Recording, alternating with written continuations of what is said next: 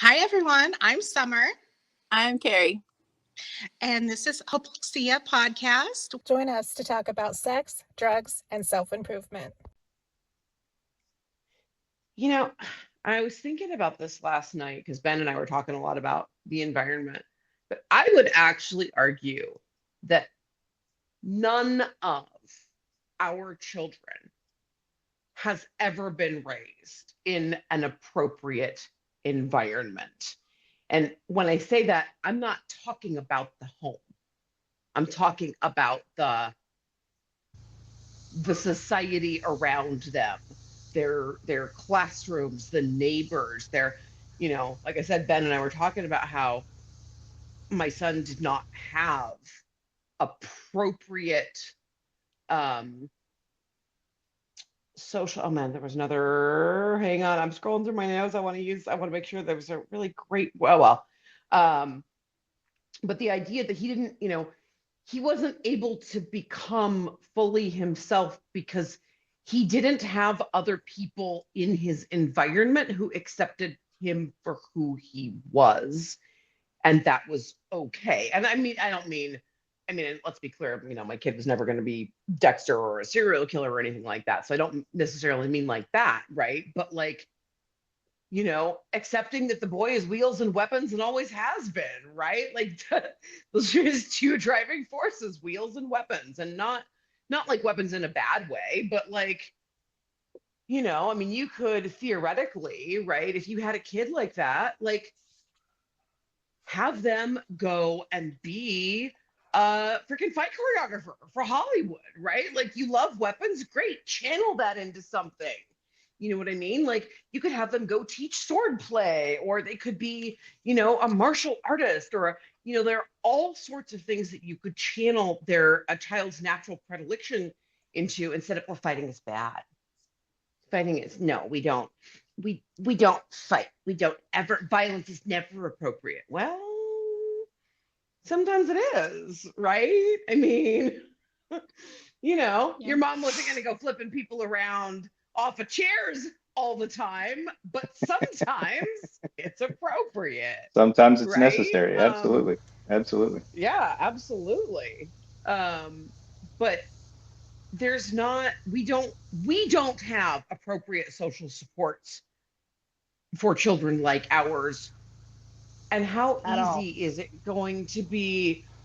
I mean, we literally demonize these children. Like I was watching the TV show Evil, and I'm like, oh yeah, we're literally demonizing them because we cannot conceive of any other way a child might act that way. Right? I It's, love oh, that they must show. be a demon. Oh, the forces of evil are, you know, And trying to I screw up humanity, which is so amazing on its own. Like, no, and I think no, that's like it's and I not, don't think we can it change that doesn't come from until supernatural forces. right. And I think that's part of the problem with the current um I don't definition isn't really the word because it is not quite as concrete as that, but the way that they delineate psychopathy right now, right, is that we talk about it like it's only the criminal uh, aspects, right? Because we're basing Yeah, everything on the behaviors. And yeah, I don't think we can broaden yeah. people's understanding or acceptance until we start looking at the entire spectrum of the neurology and say, look, this is all psychopathy. Mm-hmm. It's not all these extreme Yeah, examples. Yeah. yeah, They yeah. don't all become serial killers. We were talking about that, about, how Yeah, we were. closely related psychopathy and, high functioning autism probably are. They just haven't done the studies. And Well, I mean, so we were and talking so about some the people have, mhm. you know, Go ahead.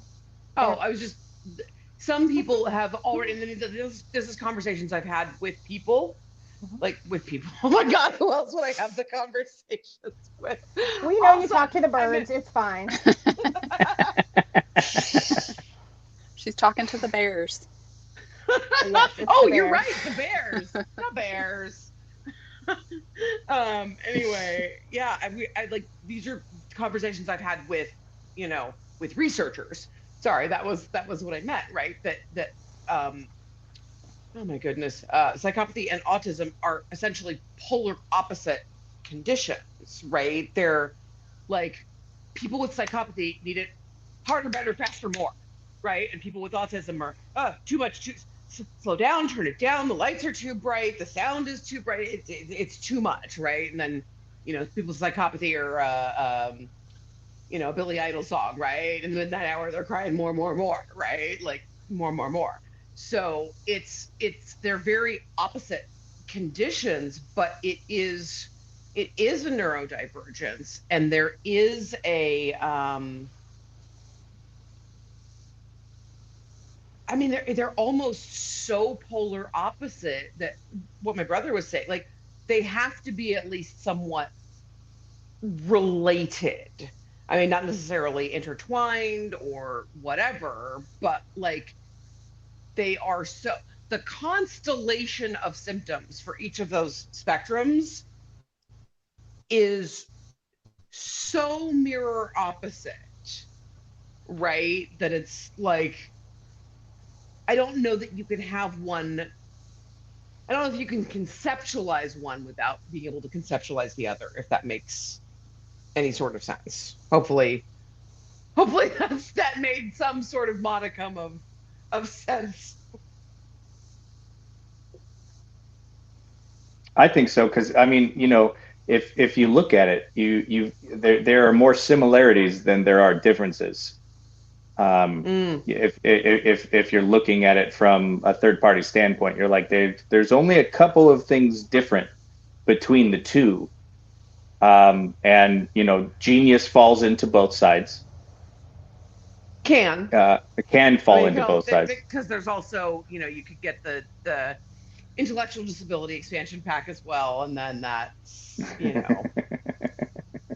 that's a whole nother can of worms, because it makes it much harder for them to learn. True. So that's not so fun. Yeah. And I'm not well versed enough on the subject to be able to get into that. I just, it seems to me that there would probably be, more studies like you were talking about with the differentials in brain matter, and then also with the spinal cord idea, that it just seems to make sense. So it's really funny, actually. I'm just remembering my kid, right? Like, we'd be sitting down watching something, and halfway through the thing we were watching, right, I would be like, oh my God, I knew that blah, blah, blah, blah. And he's like, yeah, right. That's really, really easy for you to call out at this point. So this is one of those things that, like, either I shouldn't open my big mouth, or I should just go ahead and say publicly, I think that the white and gray matter abnormalities, or differences, right, that are seen in both people with autism and people with psychopathy, I think that extends into the spinal cord. I can't get anybody to take me seriously on that. They all just sort of, I kind of want to be careful, because I don't want it to sound like, the neuroscience researchers are being shitty to me or dismissive of me, and especially not the ones that I have good relationships with. But I mean, basically everybody's like, we think it's in the brain, right?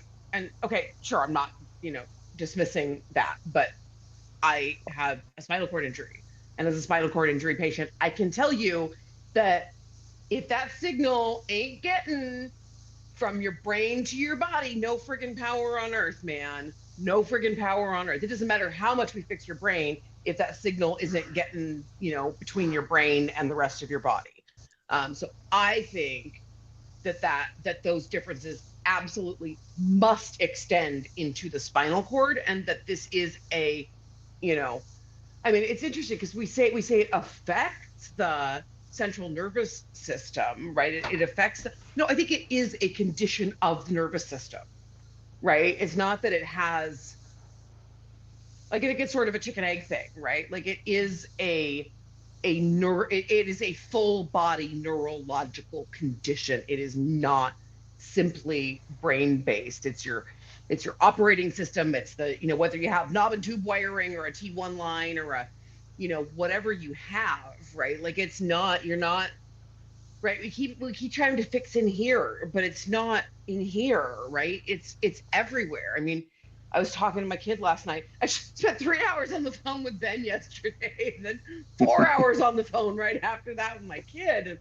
I mean, I was actually, so I asked him, I was like, do you feel, because we're talking about like, he feels more emotions now, right? But I asked him, I was like, so do you feel, do you feel more pain now physically? And he's like, no, I feel the exact same amount of pain I've always felt, right? Like he's not finding that the physical pain is increasing with age, which, I mean, obviously it's my sample of one, right? It's all anecdotal, but like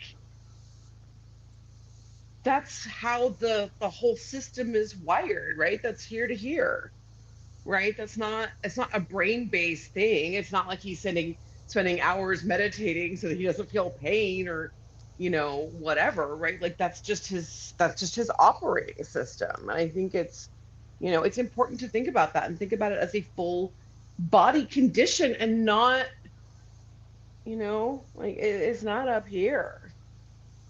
Yeah. I mean, the more we know about science, the more we know we don't know enough.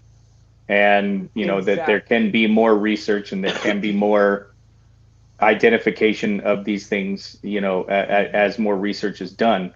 I mean, look at CTE. It was only Yeah. because one researcher and one scientist decided to spend his own money to have brains worked so that he could see the He differences. wasn't, he was a coroner. Yeah, He was a coroner. He wasn't even a researcher. yeah. I mean, he's actually from my county. Like he's from San Joaquin County. Yeah. I think he was in like Stockton, which is not where the movie Concussion made it look like. That made it look like he was a big city. No, he was this coroner in this tiny little backwoods area of California, right? Like, Yep. which by Spending the his way own is money. like, yeah, $10,000 of his own money back then too, not like Yeah. $10,000 now where you could buy 3 items on Amazon, but like, Yeah. Yeah. I mean, And then and identified a whole new, a whole new part of the brain that is getting damaged, is causing emotional problems, is causing behavioral problems, that is, creating neurodivergent behaviors in people that would otherwise be right, prior to, they were perfectly normal. right. But because of the damage being done to a specific part of the brain and changing the brain Well, chemistry, it changes it's not everything else. even thus I mean, it's more of a diffuse brain-wide condition. The whole brain was like Swiss cheese, basically, from Yeah. all of the. I mean, and we're not digging too much into the science here, so apologies to anybody. This is sort of more of a layperson's thing, but I mean, it also makes me wonder too, like how many millennia have people been being told they are possessed by a demon when they literally had traumatic brain injuries and chronic traumatic encephalitis? But the only thing we can say is you didn't used to be like this. Now you're trying to kill your wife and children. Therefore, you must be possessed by a demon. True. True. Or had your That's a body crazy thing snatched to by the think of. Fae. Yeah, I know, Right? right? Or yeah, That or the was the body thing snatch. in like England and like Ireland, like all the Celtic areas. They Yeah. used to think that when people had like sudden personality changes, they got body swapped by the Fae Yeah. or the Well, Yeah. changeling. actually, so the interesting thing is, and there's I think it's, oh man, so this is one of the behavioral, this was the behavioral genetics course I took. They were talking about, I think it's, okay, I think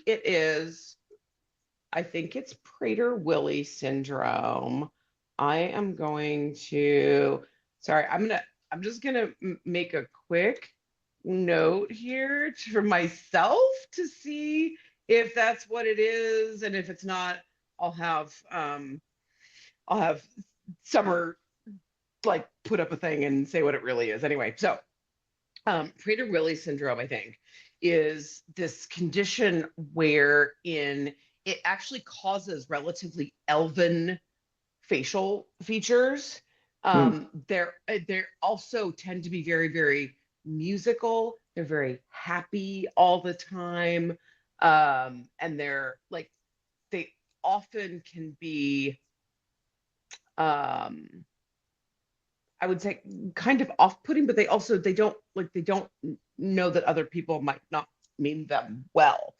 But there are definitely some behavioral geneticists who think that Prader-Willi syndrome was the basis for these changeling things, right? Like they came and took my baby and left it with a fae, instead, and look at these little elven ears and they're singing all the time, and like that whole constellation of things, they actually think, may have actually been Prader-Willi syndrome, and that was what was responsible for the myth of the changeling, which is really super fascinating to think about how a lot of these myths are based in,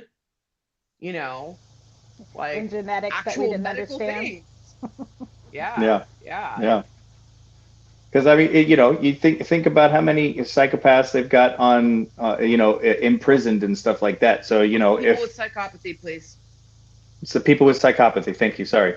So if they were to take their brains upon death and their spinal cords and use it for scientific purposes and try to understand what's going on, do the same thing like that was done with CTE to identify it, maybe they would have a better understanding later, because you've got incarcerated people that are diagnosed with this, and so it would be a good place to start. I just who's going to do it? Yeah. Jeffrey Getting Dahmer's them mother to tried agree to to do it. donate his brain. Jeffrey Yeah. Dahmer's mother tried to donate his brain, and his father actually filed suit to prevent it, because that was her. Yes, and so it was prevented. It didn't happen, but that was her assertion, was, I believe there's something wrong or different about his brain, and I want them to look at it to see if that's a common trait with other people who do similar things to what he did. Unfortunately, that didn't get to happen, so we still don't have that science to look at. So. Yeah, and it would be, it'd be crazy. I mean, how I wonder how many incarcerated persons, on death row or whatever, have that condition, and then could be like, well, you're a ward of the state now, and this belongs to us, and we're going to use it for to try to understand this better. But I don't know, maybe that goes against some sort of human rights. You know what? You have to get them to agree to it, I think. Like organ donation, like you have to like agree to that and consent to it. Yeah. I mean, technically, it's interesting though, thinking about, just going to point out again, because Jeffrey Dahmer's mother tried to find an answer. Jeffrey Dahmer's mother tried to get his brain donated to science so that it didn't happen again. Tell me again how it's the parents' fault, please. Like, I just, and it's always our fault. It breaks my heart, right? Because it's like, it's always mom's parenting. fault. Always dad's fault. It's never genetics. Yeah.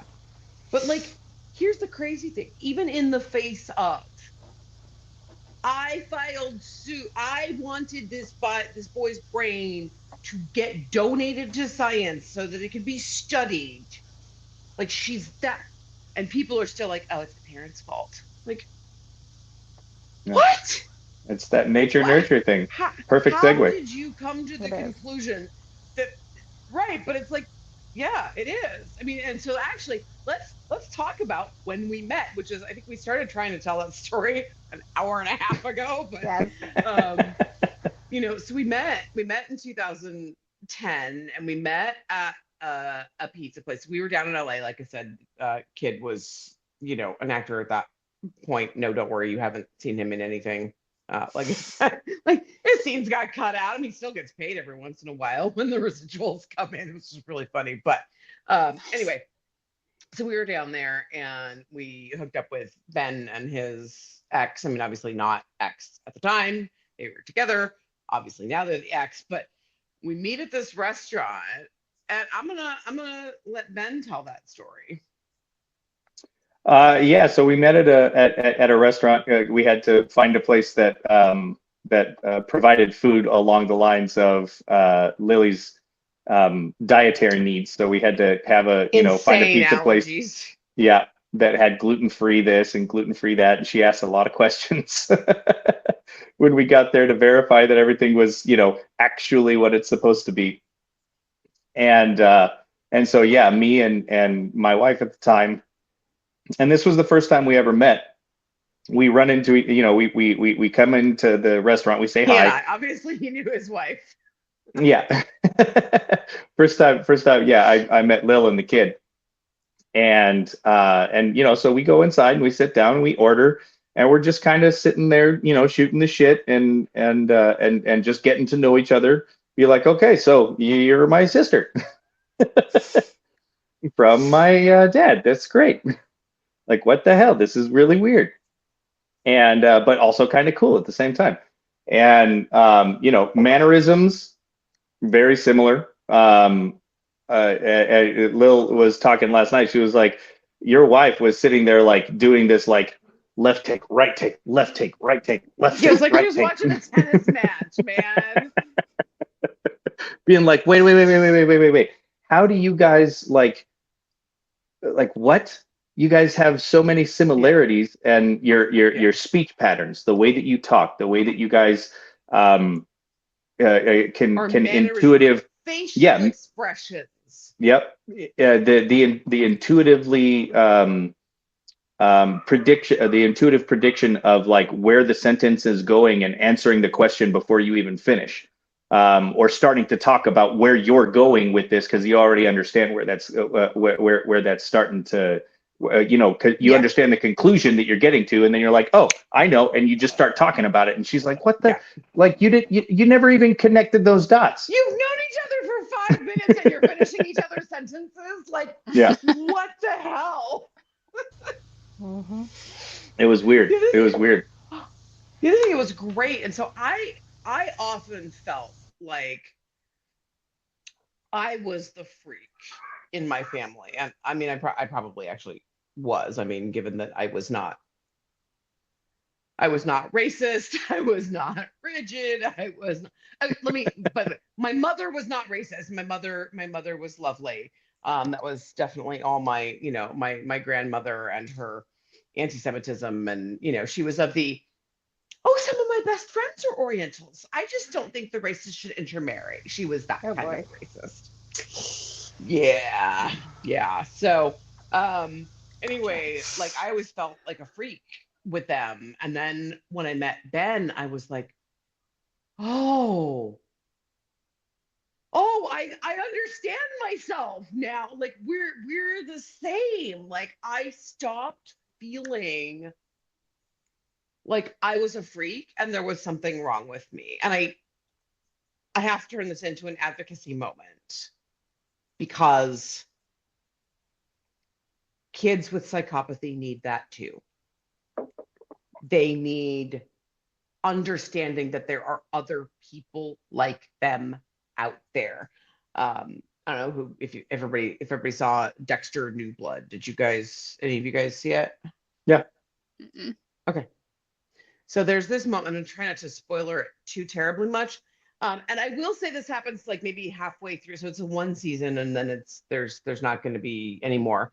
But about halfway through Dexter, the one season of Dexter New Blood, there is this moment where, Dexter and oh, yeah, sorry, for those of you who don't know, Dexter Newblood is Dexter's son, Harrison, comes to be with Dexter where he is, and hilarity ensues, as it always does with Dexter. But there's this really, really wonderful scene, and I got super choked up. But Dexter and his kid are who has these dark impulses, right? They're connecting, and this kid's just finally like, oh, like, it's not just me. There's somebody else out there like me. Like, I have this family member that I'm like, and it's amazing. And then don't do what Dexter does for the second half of the Yeah, no. Don't do that part. But that part where you can connect with somebody, who has psychopathy, who has these, I mean, all of us want to sit around and talk about our feelings, right? We really, really do. We just want to talk about our feelings all the time. It's all empathy all the time, right? And I mean, I think it's actually, now that I think about it, that's actually really fucking shitty. Because what we are doing is we are literally excluding people who can't feel that stuff. I mean, we are, and this is, I'm gonna go off on the research community here for a second. Sorry, but I mean, and please know, if you're a researcher, I have the utmost respect for what you do, but I also understand that some of this is embedded into the research process and the way we think we should be thinking about all of this stuff, right? But we literally say these children are callous and unemotional, right? They have trouble accessing their own emotions. It's really, really unfair to say they lack empathy. They don't even experience the emotion about themselves. How do you expect them to access an emotion for other people that they can't even access for themselves? I mean, it's like expecting a kid in a wheelchair to carry his fucking buddy up the stairs when there's a fire, and then getting mad because they couldn't do that. Like, your friend could have carried you up your friend would have carried you up the stairs. They care about you more. Yeah, well, my legs don't work, you asshole. Like, if I could do it, I would. Right? And it's just like, it's so unfair because we're all going to sit around and talk about the thing that you can't do. Right? I mean, like, what the hell? Like, are you going to take a red green colorblind kid out for fucking Christmas and talk about red and green for 5 hours? Like, what kind of an asshole does that? Right? Like, Well, what the fuck, man? And that's why I've been telling parents, like, you have to, and we get that question comes up a lot in the group too, is how do I get my kid to start expressing, my teenager, my 15-year-old to express empathy? And I'm like, if they are not, right, if they don't have the capacity for empathy, they don't have it.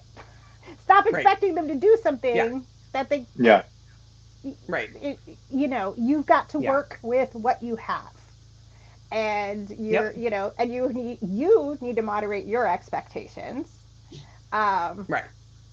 And I think as far as, the system as a whole, I think part of the problem is the way that we frame neurotypical versus neurodivergence. And I understand, because I've complained about this to multiple practitioners, is I understand that it is that way because of the numbers game, right? More people are quote unquote this way, so it's neurotypical versus neurodivergent. But the problem is for the rest of us, the rest of society that isn't, well versed in all the details, what that does is it sets up a concept of normal versus the rest of everyone else.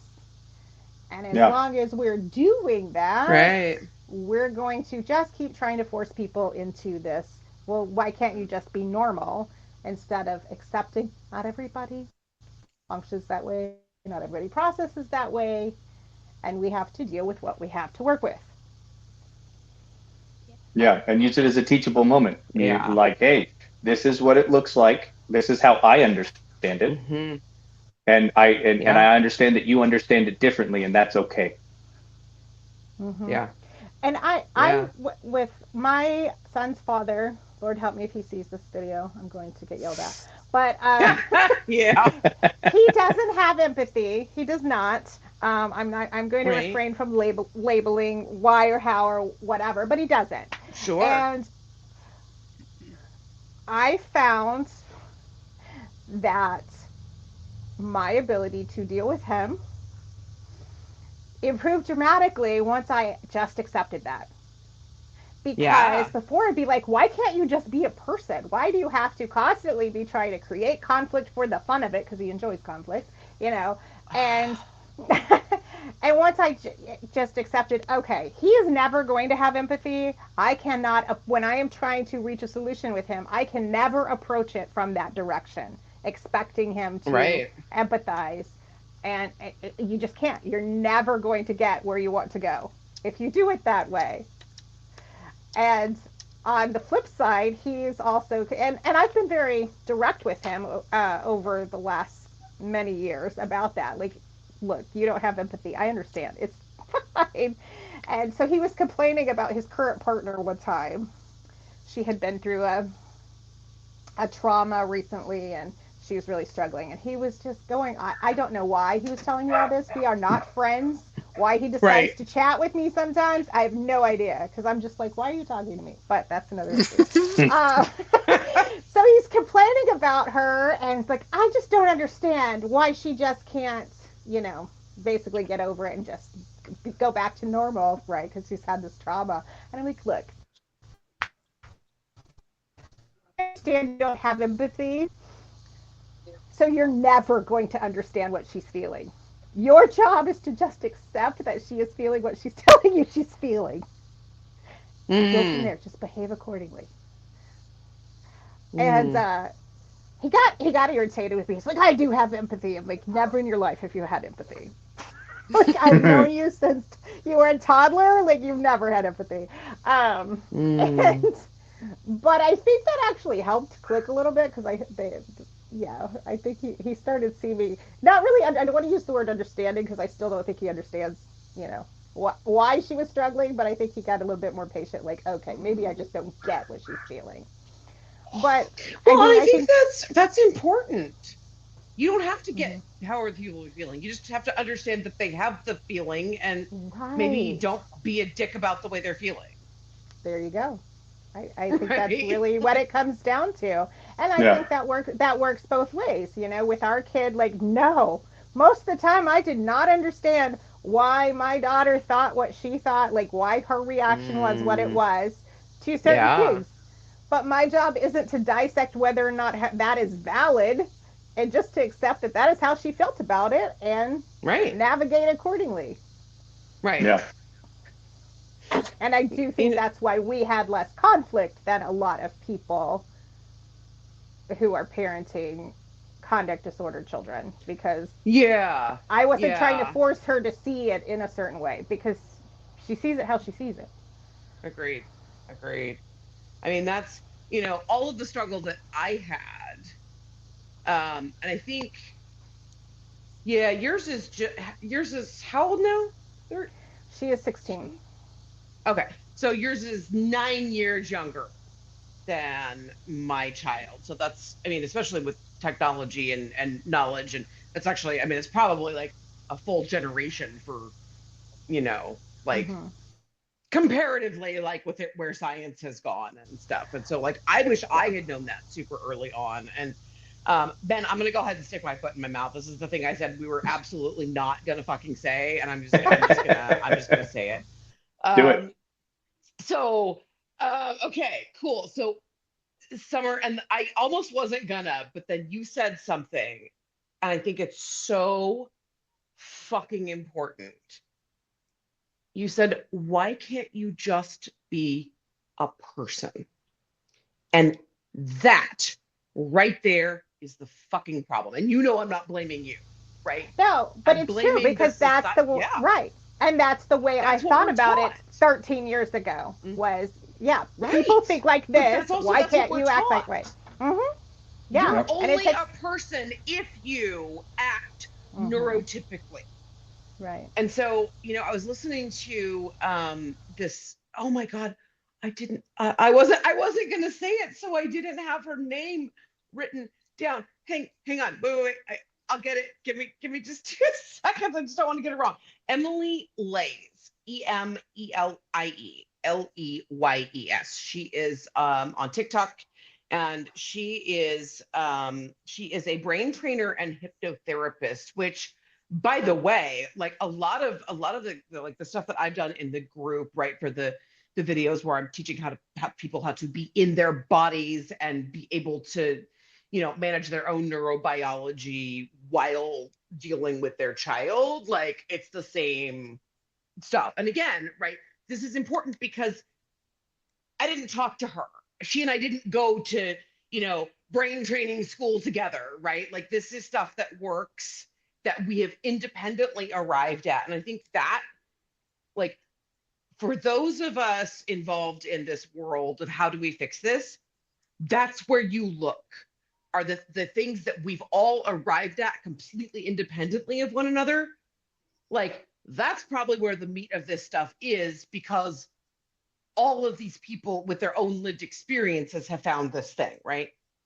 So anyway, so she recently found out that she has autism, and she was talking about autism as a neurotype. And I'm going to ask people in our audience to take,